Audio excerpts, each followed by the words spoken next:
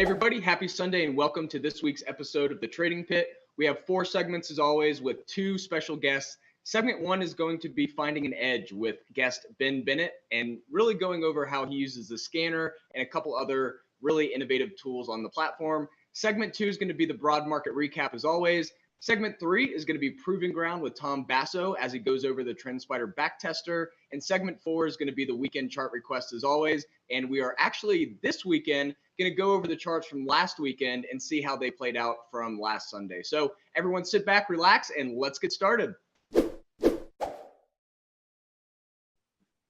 All right, everyone, welcome to segment 1. We have Ben from Pattern Profits. He has been a guest on the show before. So Ben, welcome back. And let's talk a little bit about how you find an edge on the TrendSpider platform.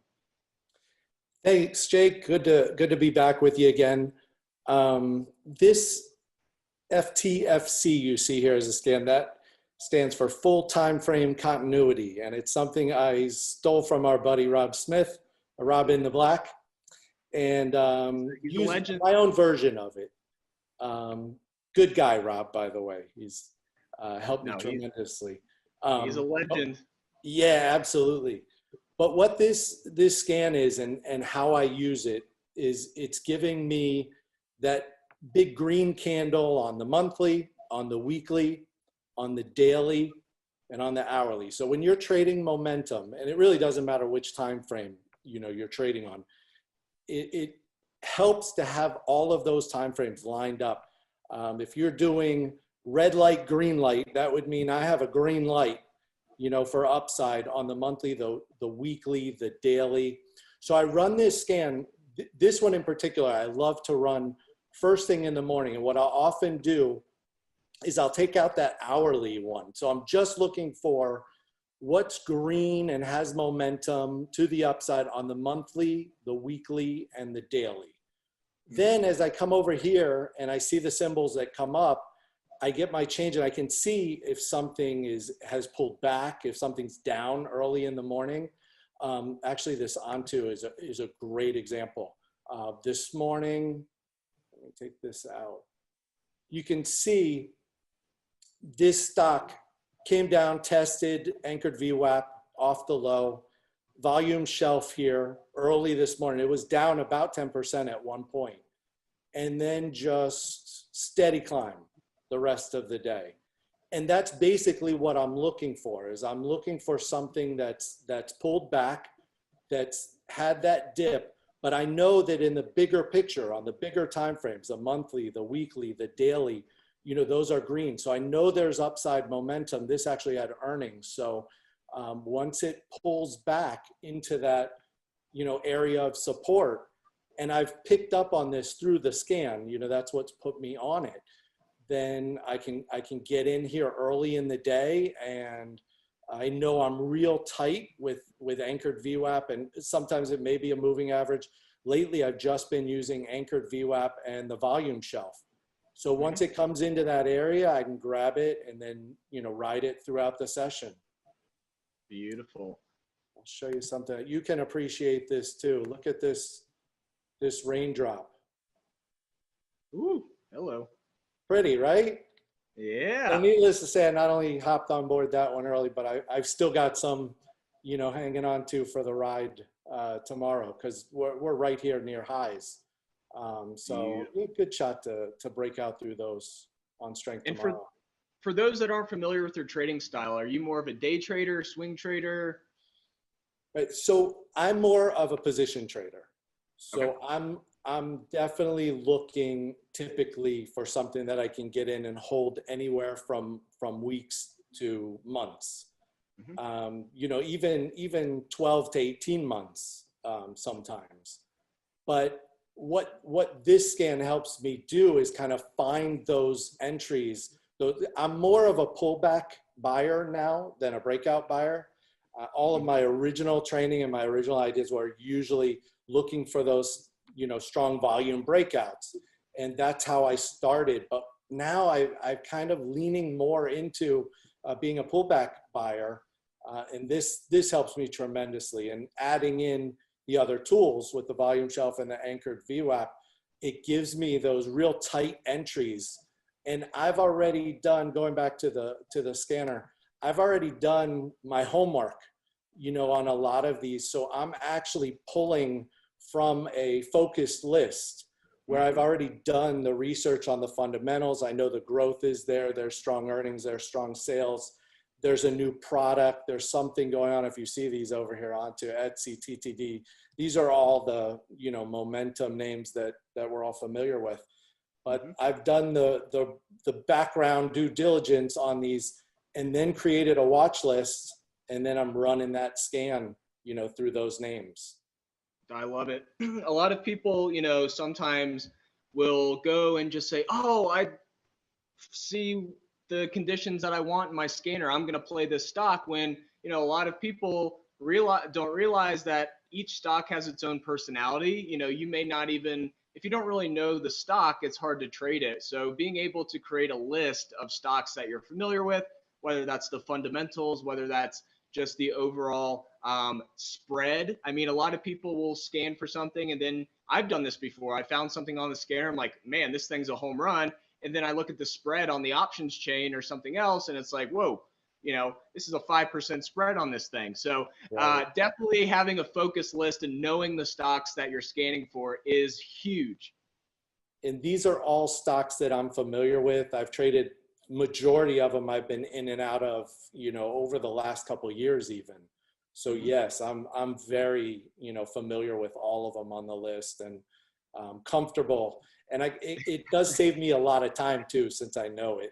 It saves you a lot of time from going, what is this? Or what's the market cap? Or what is the ATR on this thing? Yeah, it saves you a lot of time.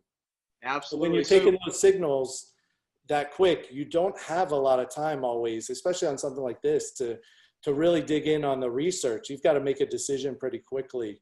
Otherwise, it defeats the whole purpose of running that scan. It's serving it up right in front of you, at the right time. So if you know it, it's easy to jump right in. Yeah, no, having a watch list to scan through is something that's really powerful. So just kind of a reminder to everyone watching this, you don't necessarily have to just go scan the S&P 500. You can create a watch list and then go in and actually scan that watch list like Ben's done here. Focus list is not something that we have as a watch list. That's something Ben created. And, having that list of stocks that you're comfortable with is crucial to the first step of that scan. So with full time frame continuity, that's a tongue twister. What is another scan that you really like and kind of use on a regular basis as well? So, and I've been sharing these lately, the inside and outside days, these bars on the daily chart.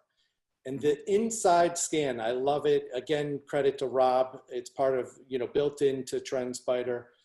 The inside days tell me that, hey, we're consolidating. So when I run this scan, and I usually run this end of day, I get this list of stocks that consolidated inside today. Let's take now, for example. Here's a great example.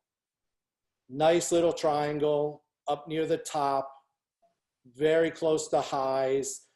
The scanner is what puts me on this. Then I can draw in my little, symmetrical triangle, and I know a breakout is imminent.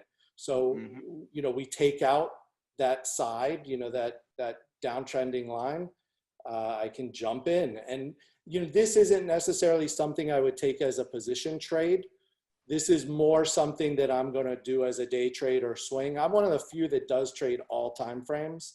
The position trading is my bread and butter, but I've been trading a lot more swings, especially in this market. The environment allows that. It's been so hot and steady. The swings have been working great. So I've been more of a swing trader probably over the last 6 months than at any point in my career, I'd say.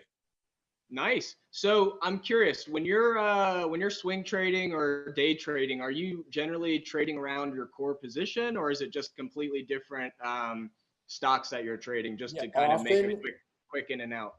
Often it's around a core, but lately, like something like this, I don't have a core position in now, but I would not hesitate to jump on this tomorrow if it breaks out to the upside. and maybe I only have it for a couple days or maybe a couple weeks, and I'll probably zoom in to maybe a 30-minute chart, you know, for an exit signal. But yeah, I'll look to swing this even though I don't have a core position. That's not always the case, but again, now is one that I traded it last year. I traded it 6 months ago. You know, Nice. I know it well. So it's one that I won't hesitate taking a position in with everything lining up.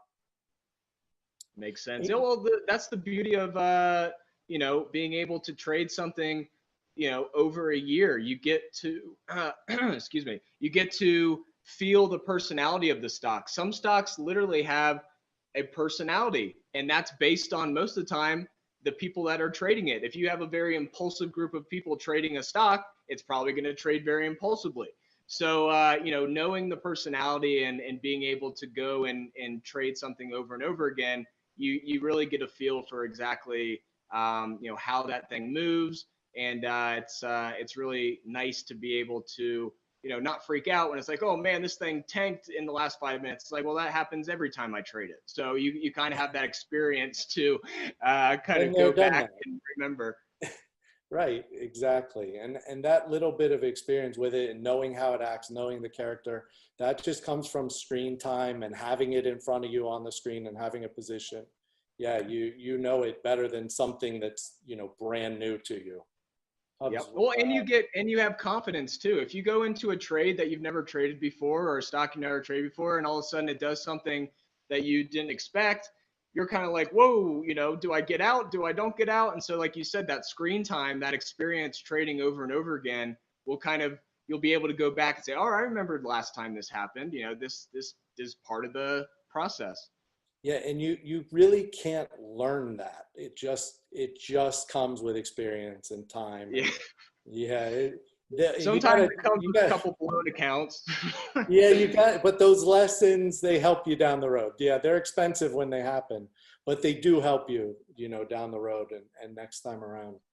Well, there's no degree in stock trading, so blowing up accounts is part of your tuition. So Yeah. everyone's done it; it's part of the process, and you know, that's what makes trading amazing. You just learn from what you made mistakes, and you learn how to capitalize on your mistakes going forward. So so the strat, full time frame continuity. What's the third scan that we have to check out? So I put together this, what I call VWAP pinch, and now we got to give credit to our buddy Brian Shannon, because Yes. I mean, I'm just stealing stuff from these guys left and right, but it's fantastic stuff. It helps tremendously, and I still do kind of, you know, make it my own.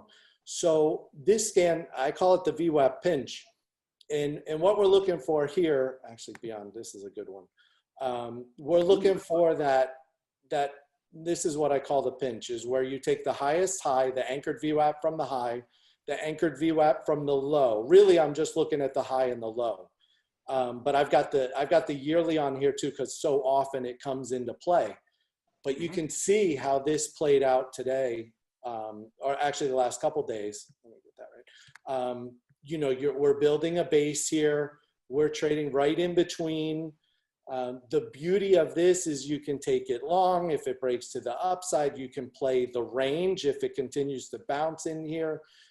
If it does fail here or the market rolls over, you guys do remember that the market trades both directions. It's been a while.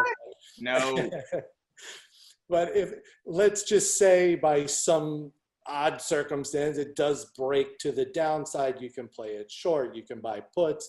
I mean, it just opens up the whole opportunity. I shared a couple of these on FinTwit last night, but this pinch is something that I really, really like because there is opportunity in both directions.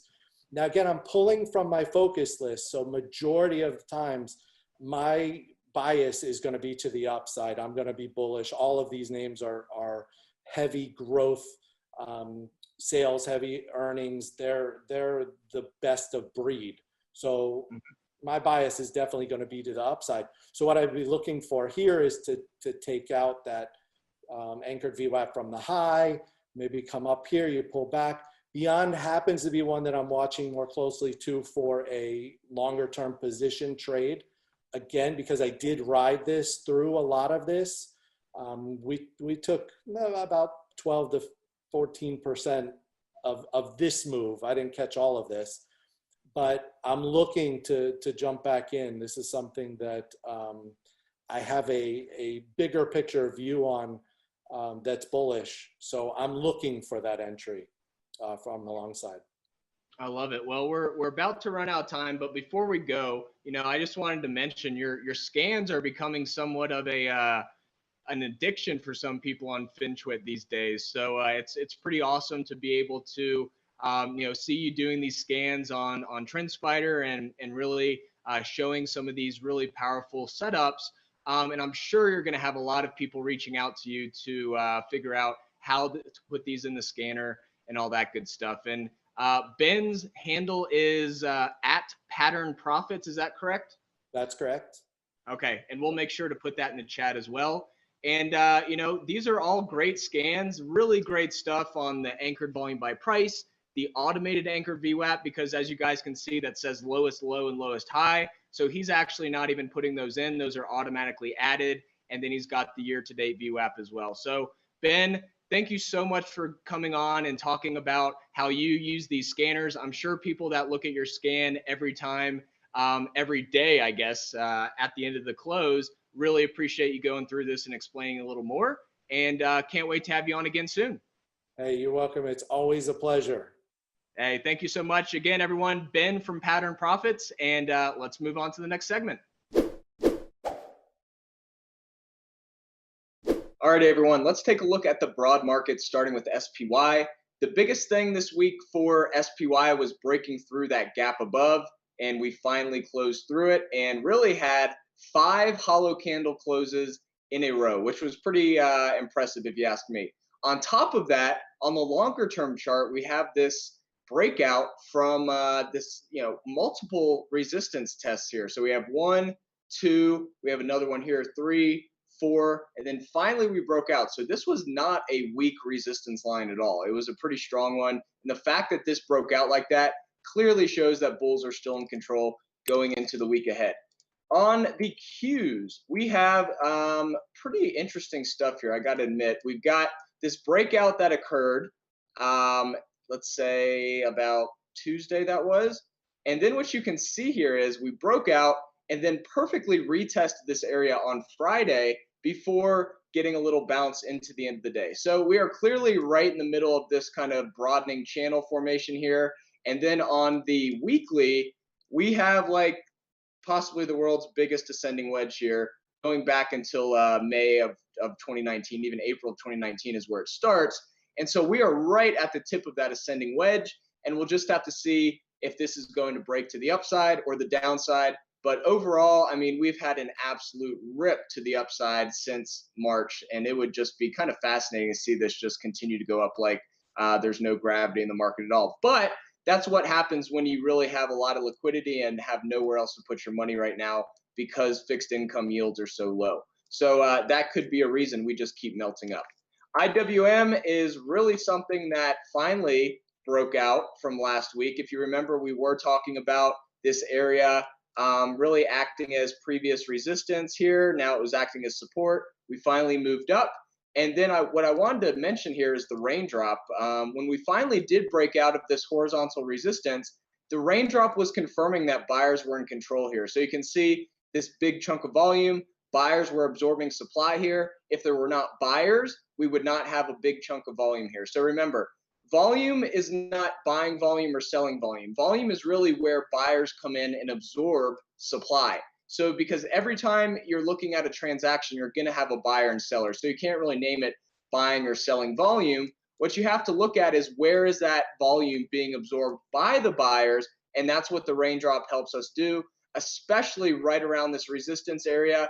And you can see that after that, we had 3 days of just straight up. So even on Friday's candle, we have another very strong candle showing buyers in control. All of that supply was absorbed near the top of the range. And then the biggest thing is on the weekly chart, we have this ascending triangle that finally broke out and pretty much closed at the high of the week. So once again, bulls in control here as well.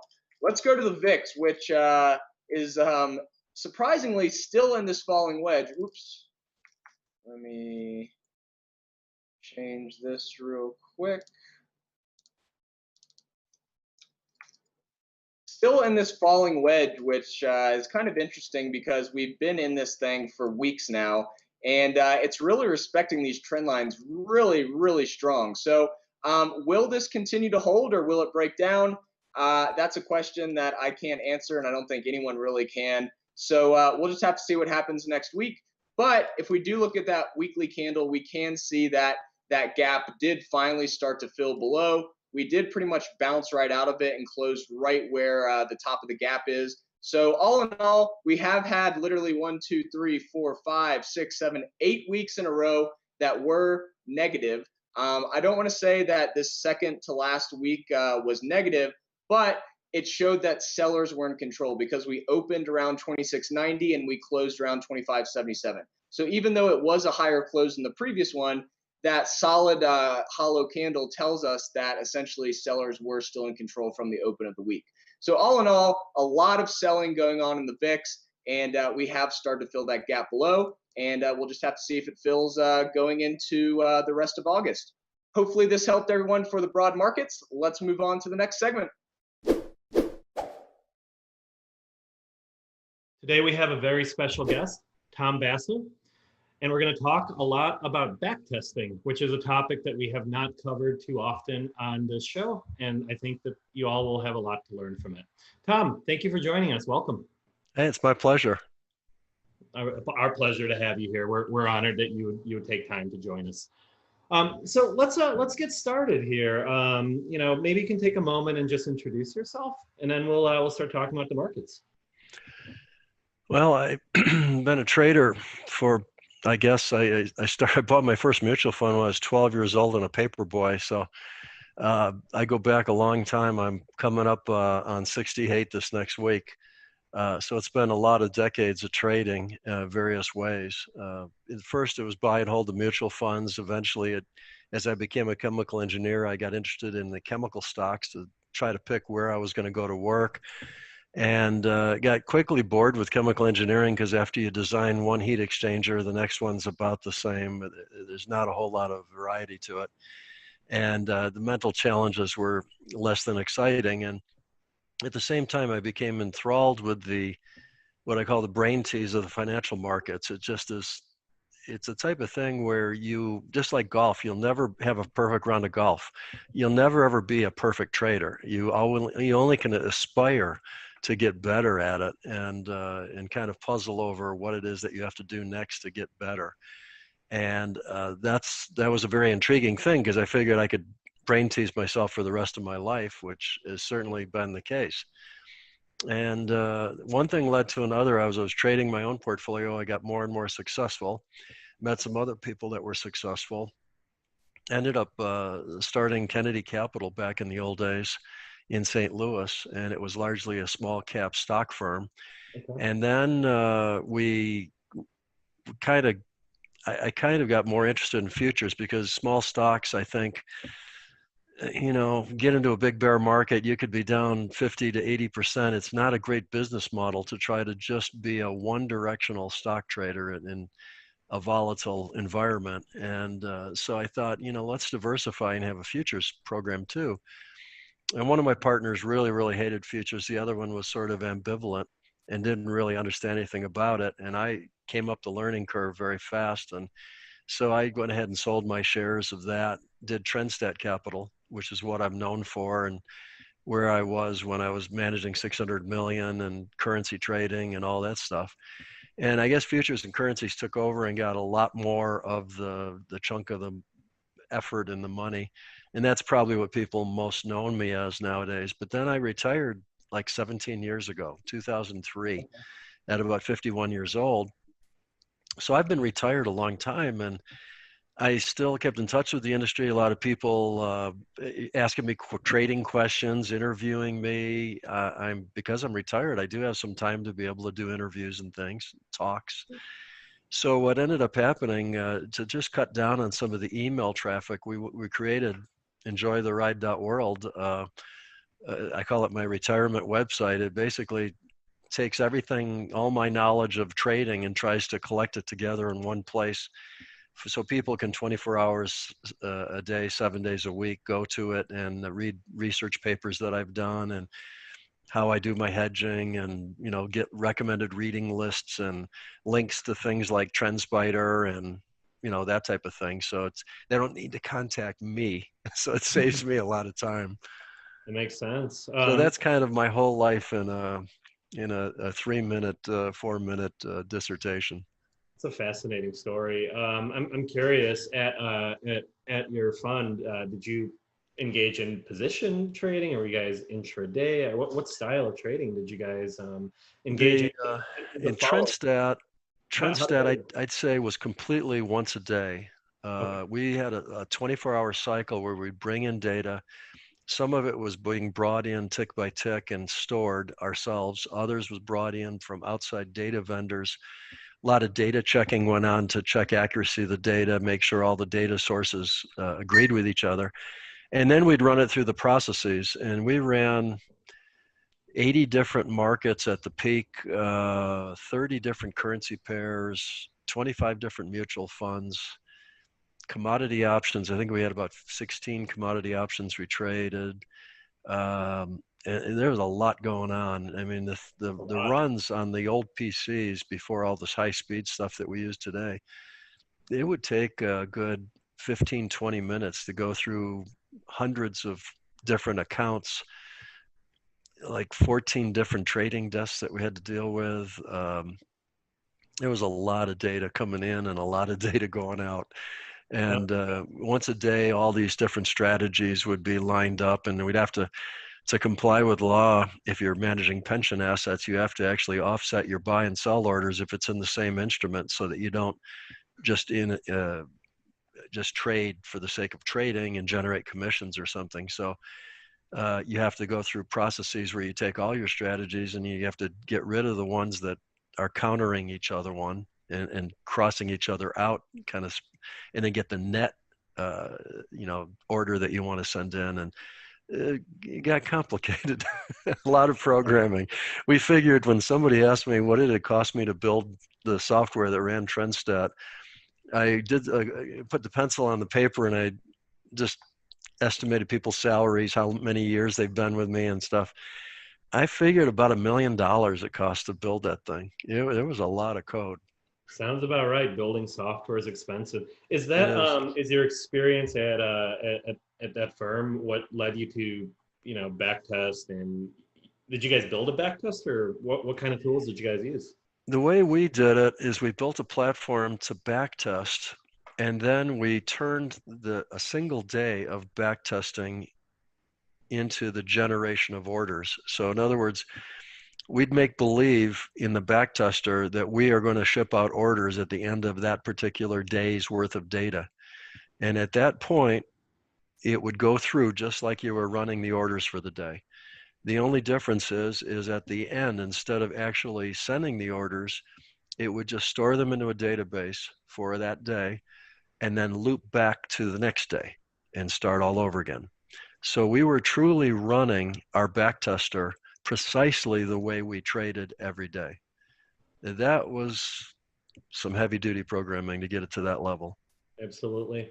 Is that, would you say that a lot of traders would benefit from backtesting? Because not a lot of traders actually do it, right? As far as I know, most traders are very, Yeah, I don't understand that, because it seems to me the best part of backtesting is not the number that comes out. Everybody wants to say, oh, I did 23% or 28% or whatever the number is, 56%.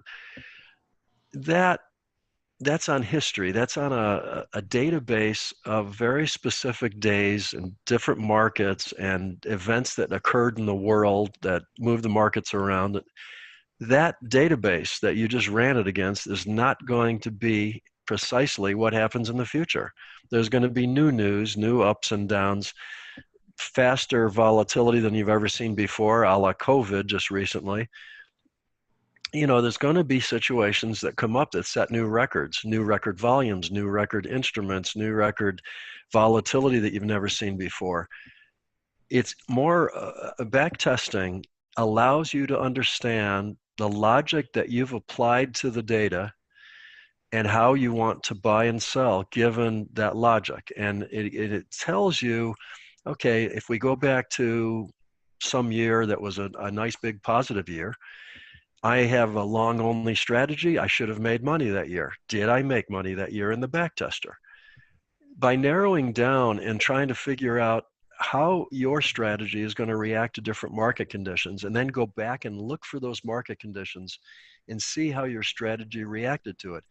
How about 2008? If you have a long only program and you're in 2008, did you hit stop losses and go largely to cash, or did you get chopped to death and take a big loss because you were so long oriented that you didn't have any protection to the downside? So that shows you some of your Achilles heels in terms of your strategy. And I think it's very helpful psychologically when you start going into a drawdown, especially as a new trader. You haven't experienced drawdowns at all, maybe. And if you've been just trading lately, you've had the wind at your back. It's been a wonderful time ever since we hit the bottom in COVID there around April or so. Absolutely. It'd be hard to screw this up to make money, but then you would be very, very blindsided when it went the other way and you realize, oh, I'm losing money like crazy now. And I think that's what backtesting really helps me with over time, and it helps me understand where are my weak spots with this specific strategy. And then what I do is I frankly, and you can use stuff like TrendSpider to help, is to look at what I call the holes. The holes are your drawdowns. Okay. I've been through so many drawdowns in my lifetime, I've lost track. But what you do with strategy development is to say, well, why limit myself just to one long-term strategy? How about if I look at that one drawdown that I have in 2008 and develop a strategy that would have an easier time making money in 2008 to help offset what I'm losing over here on the other side? And at the same time, not lose a lot of money during the rest of the period when my first strategy was making a lot of money. And what you're doing is smoothing out the equity curve, because you smooth your equity curve out, man, life is a whole lot easier as a trader. Jack Schwager tagged me as Mr. Serenity. I mean, it's hard to be serene in the trading world without having a smooth equity curve. Is that why you always hedge your positions? And I know you write a lot about hedging. Right. I'm a big believer in that because of the nature of, let's say you're trading some small cap stock, or, it doesn't have the liquidity to jump in and out of it very easily if you're moving a little bit of money. And what you can do is using like a SPY ETF or even an ES futures contract or a NASDAQ futures contract if you trade tech stocks. There's lots of different indices out there that you can use. By taking a position to the short side in that type of thing, it's so easy to put that on and off because those instruments are so liquid. I mean, SPY, when we were tracking it, we were bringing in, I think it was 35 trades per second. That's incredible. That was the data feed we had to deal with. And that was back in 2003. I wonder what it is today. I mean, it's unbelievable the amount of ticks that come through.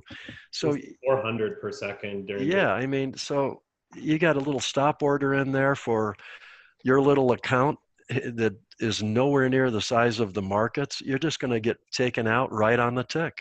And it's highly efficient. Now you've got a position long in your stock portfolio and you got a position short, and the two are fighting each other. One's making money this way and the other one's making money that way. And so when they're together, not much is happening, and your portfolio is basically closer to zero. It's not perfectly zero, but you've knocked out a lot of market risk, which certainly allows me to sleep at night. And as a retired guy, I don't want to have, in a down 50 to 80% stock market that could easily come along someday, I don't want to be sitting there watching my whole thing, basically my retirement portfolio disappear. So I don't blame you. I don't think anybody wants to be there, but many people find themselves there all the time. I'm curious, Tom, you use TrendSpider's backtester a lot nowadays. What's your favorite part of it? For that, how about I share my screen? Awesome. Let's take a look. what I like about the back testing and TrendSpider, to me, it's largely a buy-sell engine tester. And this is something that if anybody's followed my website, I talk about hedging a lot. And this is the SPY, which I use for hedging, Standard & Poor's 500 to ETF. And I use 3 different indicators, and I lean it towards the upside. Now, how do I do that? Real easily. On the downside signals, I'm doing 50 days of Bollinger Bands, Keltner channels, and Donchians.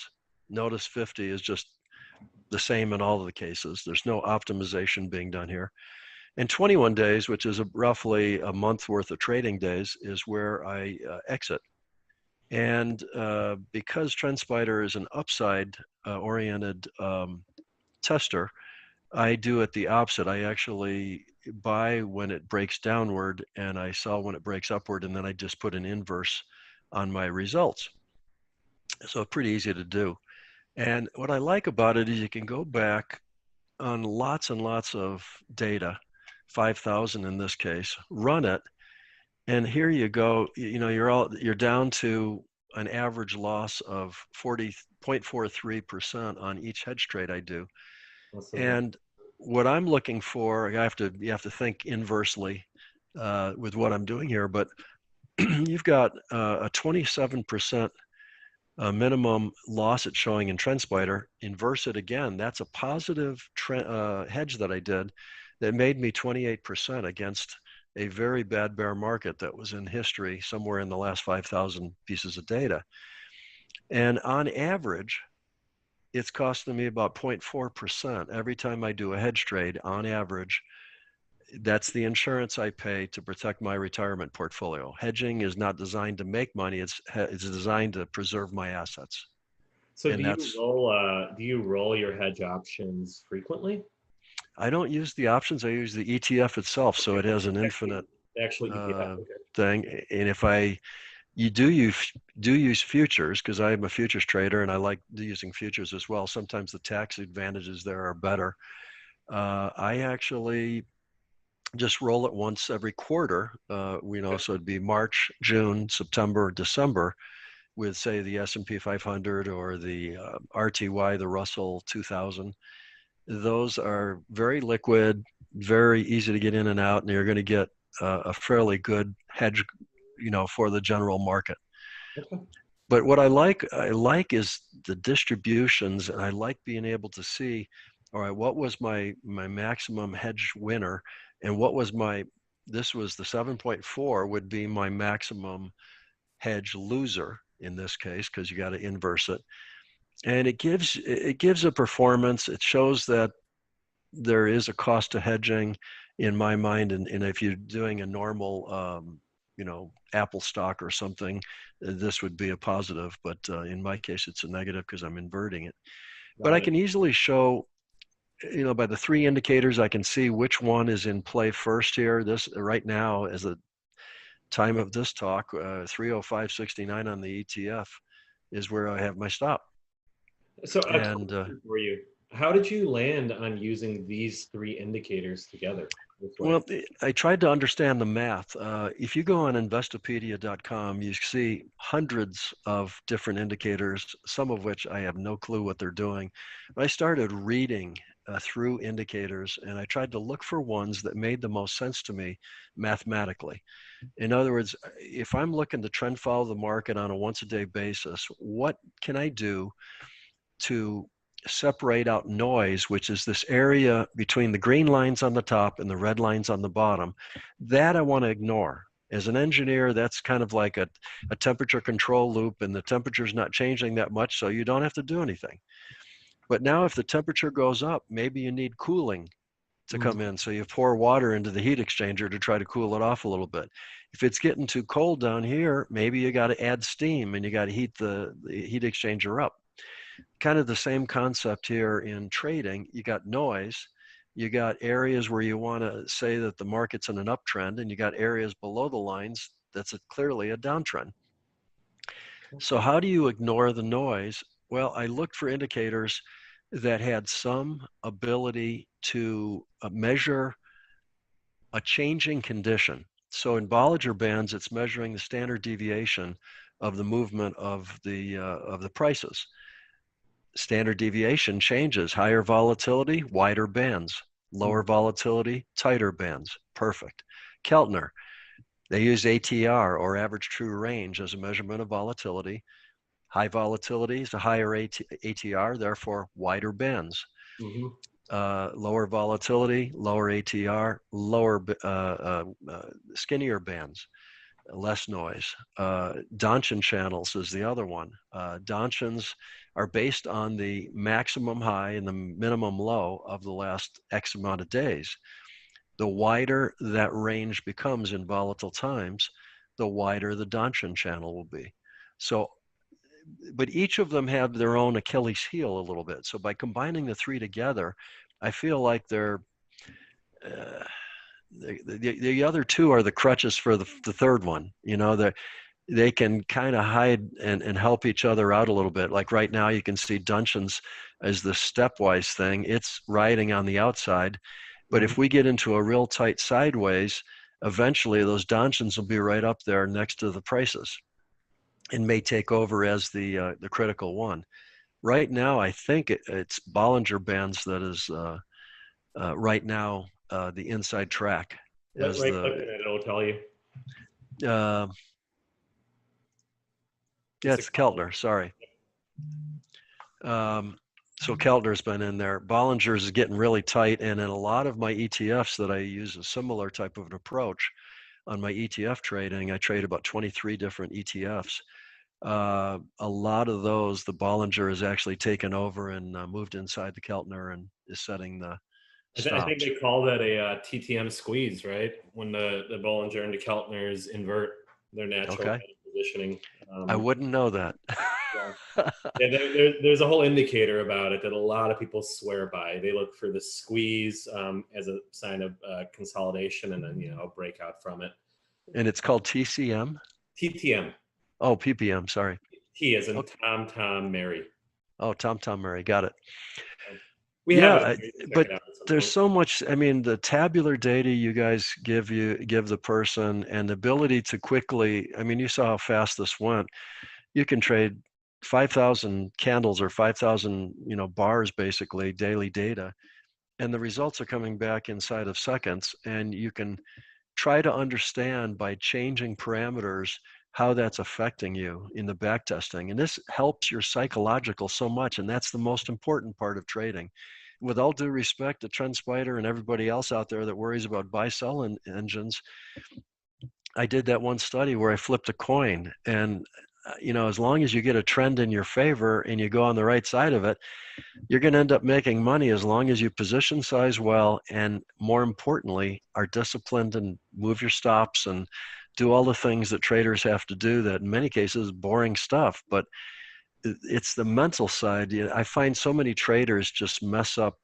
They get overly excited, overly nervous, overly depressed, anxious, every emotion in the book. And I think in the end, you've got to be able to stabilize yourself. Well, knowing your strategy so well that you know where it's going to have the good periods and where it's going to have the bad periods and where it's just going to hold its own and go sideways.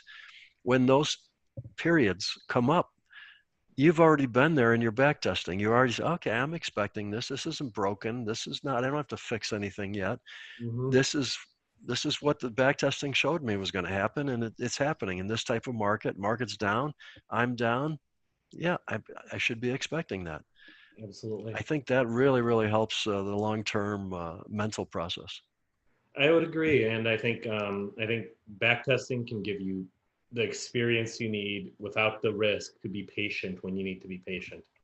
Tom, thank you for that. I think a lot of people would have learned a lot from that. And I wish we had more time because I could honestly sit here and talk with you all day. I'm going to get yelled at if I let this go too much longer. So one last question for you. Sure. One of my favorite questions. I love asking this, especially from people like you who have decades of experience. What advice would you give a brand new trader who's just getting started today? I guess first I'd try to understand what a total trading strategy is, because it's not just some moving average that gives you a buy and a sell. There are so many markets you could trade. There are so many ways you could allocate that. So many strategies you could take to come up with buy and sells, a la TrendSpider. You got so many different ways you could size your positions, from capital based to volatility based to risk based to margin based, combination of those. And then to really do some work on yourself. Read some books on trading psychology. Mark Douglas in the old days before he passed away had some good ones. Van Tharp has some interesting ones. Trade Your Way to Financial Freedom is still one of my favorite trading books of all time by Tharp. So there's lots out there. I would soak it all up. I would look for, like, the TrendSpider webinars. You've got a lot of great guests on that talk about a lot of different topics. There's other webinars that are being held out there. Just try to soak it up and do some back testing before you get started. And then when you start, dial everything back as far as you can. I mean, trade 10 shares if you have to of a stock, or one contract of a futures, and only trade 5 futures. Don't trade 20. Just get started, understand what you're doing, and limp along, and then realize that you're probably going to take some time to be successful. You're going to be a learning curve, just like you go to college and pay the tuition of college to get the degree. Well, to get the degree in trading, you might have to pay a few losses along the way and learn from them. So expect that, and make sure that's dialed into your capital that you've allocated and the time you've allocated and everything. And then I think expect a long-term process, and always try to learn more. I'm still learning today. Absolutely, that's great advice. I like to say it's a 10,000 hour skill, right? You have to put the time in. You have to pay your tuition, like you said. Yeah. Well, I've paid a lot. I have too, man. Let me tell you, especially when I was just getting started in 08. 08 was a crazy time to start. So it was like, okay, here you go, tuition. Well, Tom, thank you so much for being here. It's a pleasure to have you on. Everybody, if you want to learn more about Tom, his website is enjoytheride.world. World is the TLD. Definitely check him out. We'll put a link to Tom's website and Twitter profile in the description below. Tom, thank you again for being here, and I hope you'll be on again one day. It's my pleasure, Dan. Have a great day. Alrighty, into segment 4. Thanks, Dan and Tom, for that awesome presentation there. Let's jump into some chart requests this weekend, but they're really not requests. They're actually charts from last week. And the reason why I'm doing this is, a lot of the time, if you are looking at charts and you continue to change the charts, you're never really going to learn about the patterns that you were looking at. So what I want to do is I want to go through the same exact charts from last week, see how they played out, and see how we can learn going into the week ahead from these charts. So in this case, Boeing was one that we started with last week, and we're going to start with it again. And what we were talking about last week was really this big volume gap here that was forming. And if you see what happened into the beginning of the week, we literally bounced right off of this demand zone. I mean, literally right off of it.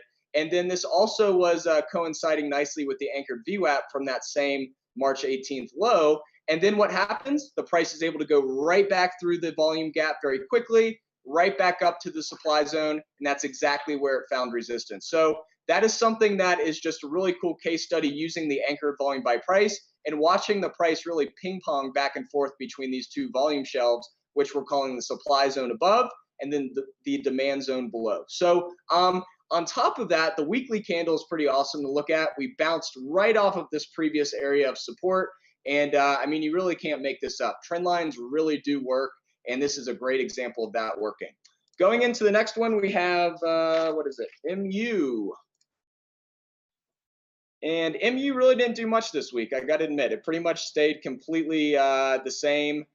If we do anchor the volume by price from this capitulation point here, we'll see that the price did actually get rejected here. So this may have been a little bit of a distribution zone. But notice what happened. We still respected this anchored volume by, anchored VWAP that has these offsets. So remember, this is the anchored VWAP with a 2.5% offset to the downside. And so you can see how well this has acted as a level of interest for buyers. And once again on Friday, it acted as a level of interest again, with this doji right in the offset area. So this really looks a lot like AMD to me before AMD ripped. Does that mean it's going to happen exactly the same? No, but we have a lot of shares holding here, which is really going to create a base for price.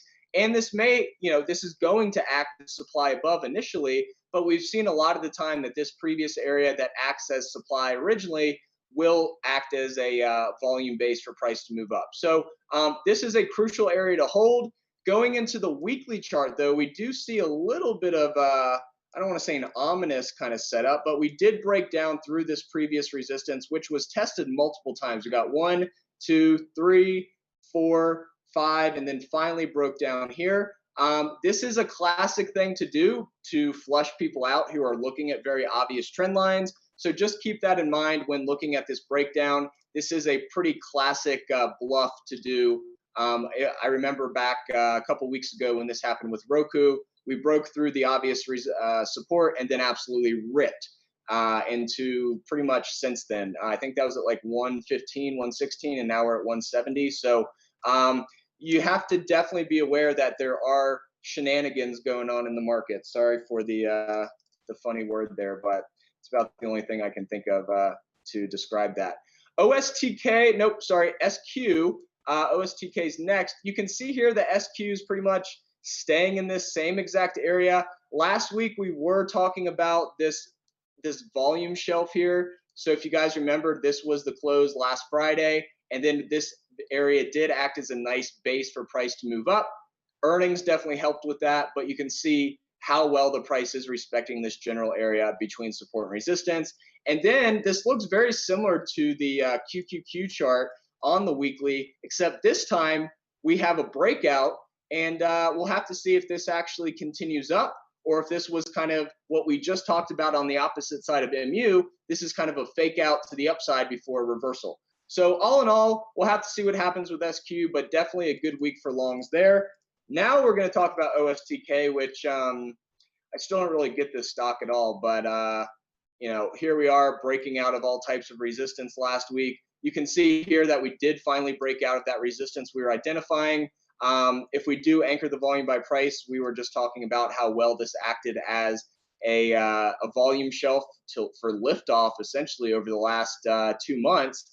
And then we also broke through this longer term resistance. This is the previous all-time high, and we just absolutely blasted right through that. So all in all, this thing's breaking all types of levels of resistance, and pretty fascinating, from going from $250 to $103 within what is that, 4.5 months or so. So anything's possible in the market, and that's that's just being honest. Literally anything can happen, as well as just go straight up. So Baba, another kind of boring one last week. This does still continue to kind of hang right at the anchored VWAP.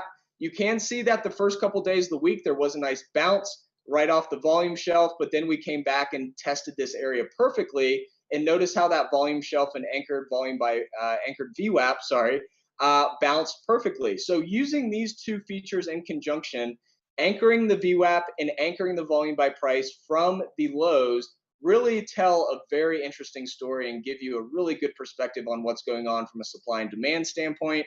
On the weekly chart, we've got this kind of pennant that did break out, but we did end up closing right at the apex of this symmetrical triangle. I'm calling it a pennant just because it's more of kind of like you got like a flagpole here, and then we're kind of breaking out. But either way, whatever you want to call it, pennant or symmetrical triangle, we did try to break out, but we did not actually close through it. So that will be something to see if we can get through next week.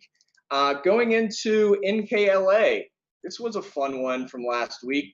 Really a pretty strong move off that volume base we were talking about. So if we anchor the volume by price from that high, we were talking about this area here acting as kind of an area where buyers finally stepped in. What happened? The price was able to move right through that volume gap above, and now we're stuck at the next supply zone, and we're at this longer term area of resistance. But then if you look at the weekly, we were looking at this area as a level of interest for support last week, and then this acted literally almost perfectly as support this week.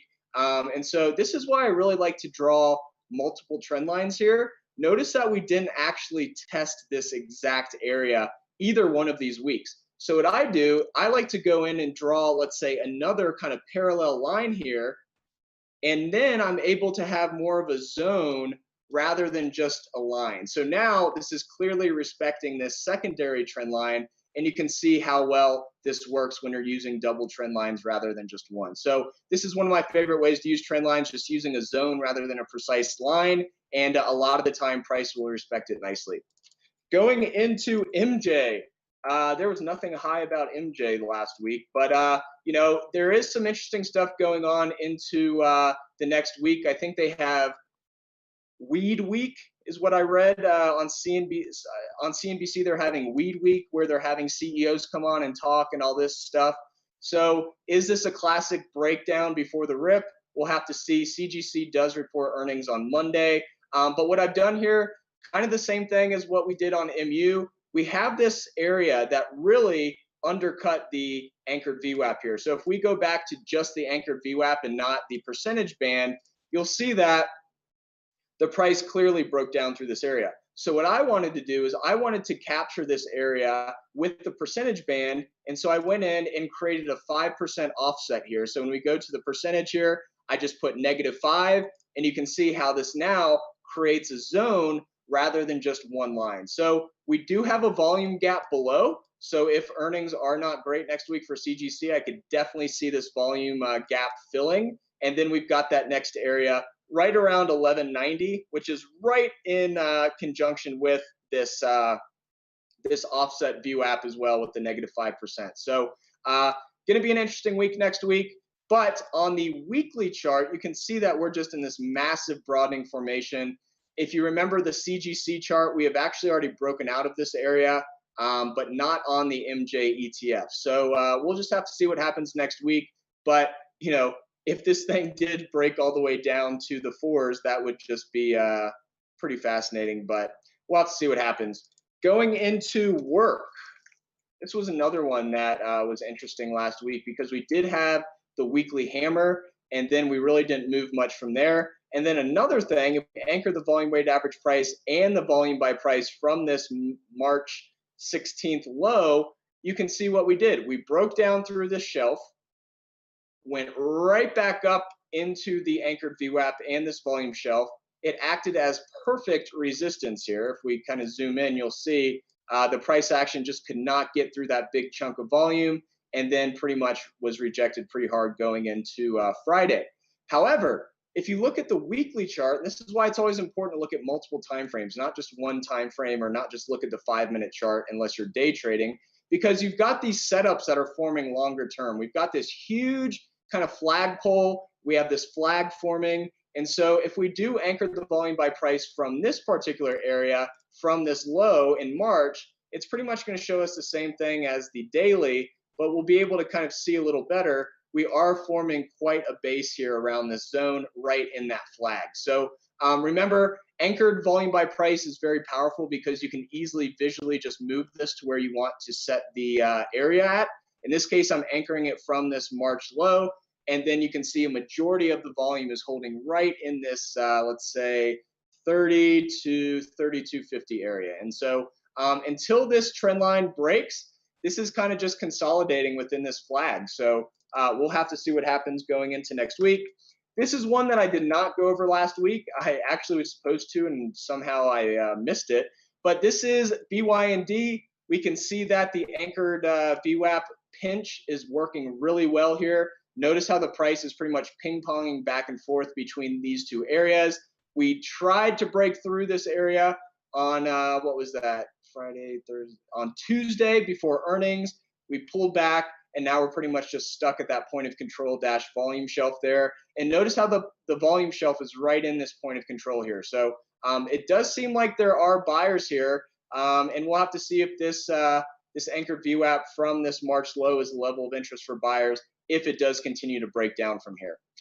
What I wanted to go over as well, everybody thinks of, you know, chart patterns, they have to be perfect, they have to, you know, be textbook. But honestly, this looks like a pretty classic inverse head and shoulders here on the weekly. sometimes you're going to have shoulders that are kind of more or less like a diagonal area, and then your head is down here. So will this hold as the right shoulder and move up to test this resistance above? We'll have to see, but just really wanted to point out that an inverse head and shoulders or a head and shoulders does not have to be perfect. Sometimes you're going to have these weird kind of setups that happen, and we'll just have to see if that's the case for this particular one. And I'm sure we'll go over this one later in the month to see how that played out. NEO is the last one. Not a ton going on here. We did identify the volume shelf from last week. So if we want to anchor it from this point here, which is that May 22nd capitulation point, you can see most of the volume is holding in this general area, creating a volume shelf, and price is really just kind of hanging on there for now. If we look at the weekly, we can see kind of this pennant forming as well. We've got a big impulse move up over about 2 months, and then we've got this pennant forming. And what I've done here is I've just essentially drawn a line here to these wicks here, and then I cloned it and made it pretty much just a parallel line. And you can see that we actually did not close through this area, but we were pretty damn close. So this is where I can't wait to have weekly raindrops, because we'll be able to see, was there actually volume within this area? And this is going to be something that's really great to add to the platform in the coming, hopefully, months, or whenever we can get to it. But this would be really crucial to know. But anyways, it is looking pretty strong with this volume shelf, but who knows? This volume shelf can easily be a distribution zone, and we do have quite the volume gap below. So all in all, we'll have to see what happens. Anything can happen in the market, as I've said multiple times, and hopefully this helped understand some of the things that we look at, and hopefully this case study, kind of looking back at the charts from last weekend, helped you guys understand some of the ways that these charts play out over time. Everyone have a great rest of your Sunday, and thank you for watching.